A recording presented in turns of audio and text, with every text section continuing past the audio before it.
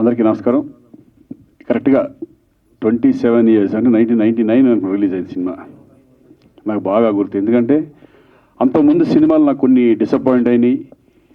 తర్వాత రామానాయుడు గారు పిలిచి ఇలా చంద్రమహేష్ దగ్గర ఒక సబ్జెక్ట్ ఉంది, చాలా బాగుంది, పోసాని కృష్ణమురళి సబ్జెక్టు విన్నాను, చాలా బాగుంది శ్రీకాంత్ నీకు అని చెప్పగానే ఇంకా ఆ టైంలో అసలు సబ్జెక్ట్ గురించి నాకు అనవసరం అని నేను చేస్తున్న సినిమా అన్నాను నేను. ఎందుకంటే ఆ బ్యానర్లో చేయడం, అలాగే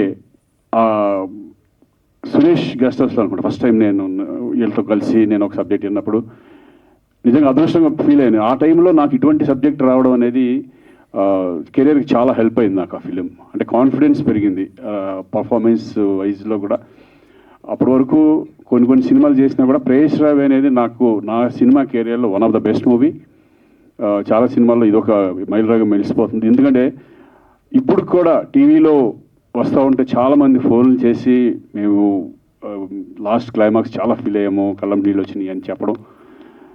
దానికి ఆర్టిస్టులు, ఆ సినిమాలో నటించిన ఆర్టిస్టులు ఎస్పెషలీ పృథ్వీ వండర్ఫుల్. ఎందుకంటే చాలా మంచి ఆర్టిస్ట్ ఆయన నేను కలిసి చాలా సినిమాల్లో పంచదార చిలక కూడా చాలా పెద్ద క్యారెక్టర్ చేశారు ఇద్దరు కలిసి.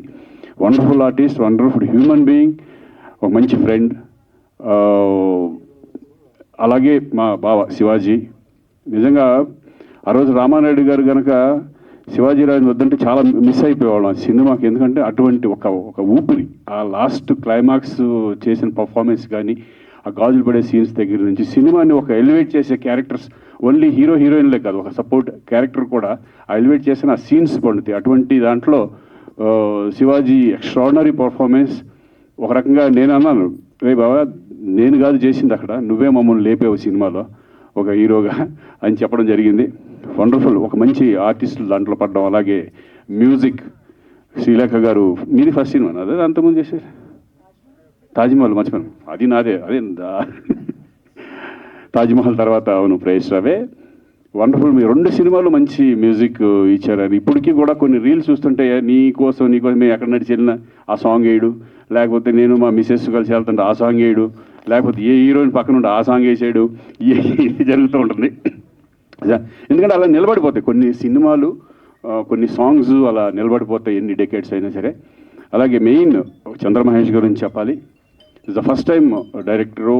ఆ రోజు 2 రోజులు చూడగానే నాకు అర్థమైపోయింది, టెక్నికల్గా ఈజ్ వెరీ స్ట్రాంగ్, అతను ఏమనుకున్నాడో అది చేయడం అనేది చాలా ఇంపార్టెంట్. ఎందుకంటే ఇక్కడ పెద్ద పెద్ద ఆర్టిస్టులు ఉన్నారు, అతను కొత్త డైరెక్టరు, ఆ భయం లేకుండా తను అనుకున్నట్టు చేయగలిగాడు ఆ సినిమా. అందుకే ఈరోజు ఆ రిజల్ట్ అంత బాగా వచ్చింది. అప్పుడే అనుకున్నాడు చాలా పెద్ద డైరెక్టర్ అవుతారు చంద్రమహేష్, డెఫినెట్గా మంచి డైరెక్టర్, పెద్ద డైరెక్టర్ మీరు. ఎందుకంటే మహేష్ మధ్యలో కొన్ని గ్యాప్ వచ్చినా సరే ఈ సినిమా సరే, ఇక ప్రేయస్ రావి అనేది గతం, ఇప్పుడు మళ్ళీ నీ కెరీర్ మంచి ఇదిలో సెకండ్ ఇన్నింగ్ స్టార్ట్ అవ్వాలని నేను మనస్ఫూర్తిగా కోరుకుంటున్నాను. ఈ పిఠాపురంలో అలా మొదలైంది నాకు కొంచెం మొన్న వచ్చినప్పుడు నాకు కొంచెం లైన్గా చెప్పారు ఎలా ఉంటుంది, ఎలా ఉండబోతుంది అనేది. అంటే ఒక పేరెంట్స్కి ఒక పిల్లలకి మధ్య ఎటువంటి ఒక స్ట్రిక్ట్గా ఉన్న ఫాదరు, అలాగే విచ్చలవిడిగా అంటే డబ్బు ఖర్చు పెట్టేసి పిల్లలకి ఎలా అయిపోతుంది, అట్లా ఒక 3 ఫ్యామిలీస్ని ఒక పిల్లలు ఎలా ఉండకూడదు, ఎలా పెంచాలి, ఎలా పెంచకూడదు అనే కాన్సెప్ట్ తీసుకొని చేసింది. చాలా బాగా నచ్చింది అది. ఎందుకంటే ఇప్పుడున్న జనరేషన్స్ చూడాల్సిన సినిమా, ఫాదర్ అండ్ మదర్ అదే పేరెంట్స్ కూడా ఈ సినిమా చూడాలి. ఎందుకంటే పిల్లలకి ఎలా ఇష్టమైతే వాళ్ళు ఏ దాంట్లో ఇష్టమైతే దాంట్లో పంపించాలి అనే కాన్సెప్ట్ అనేది చాలా బాగుంటుంది. సో డెఫినెట్గా ఈ సినిమా మంచి విజయం సాధించాలని నేను మనస్ఫూర్తిగా కోరుకున్నాను. ఎందుకంటే ఒక మంచి కంటెంట్ ఉన్న సినిమా డెఫినెట్గా ప్రేక్షకులు ఆదరిస్తారు. నేను మళ్ళీ చాలా రోజుల తర్వాత మళ్ళీ నువ్వు నా దగ్గర రావడం, నేను రావడం, మళ్ళీ ఇంకో సినిమా చేద్దాం, ప్రేయస్ రావి 2 అని కాదు కానీ, ఎందుకంటే that is land mark film అది నాకు తెలిసి.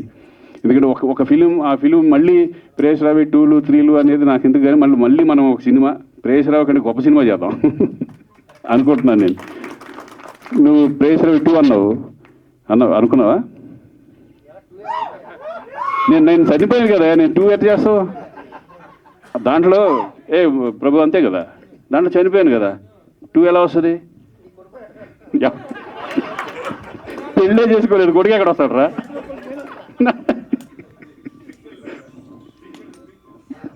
ఇంకొక కథ ఎందుకుని ప్రేయస్ రావి 2 అని పెడదాం అట్లాగా. అర్థం లేదు సెకండ్ అంటే హౌ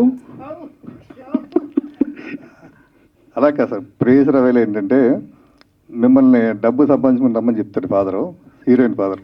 మీరు వెళ్ళే చూపులో ఆయన పెళ్లి చేస్తాడు. పెళ్లి చేసిన తర్వాత రకరకాల ట్విస్టులు అండి. ఇక్కడి నుంచి ఇంకో కోణంలో అయితే ఎలా ఉంటుంది అని అలా స్టార్ట్ అవుతుంది సార్. మనం రేపు కూర్చొని డిస్కస్. అదే సో వండర్ఫుల్.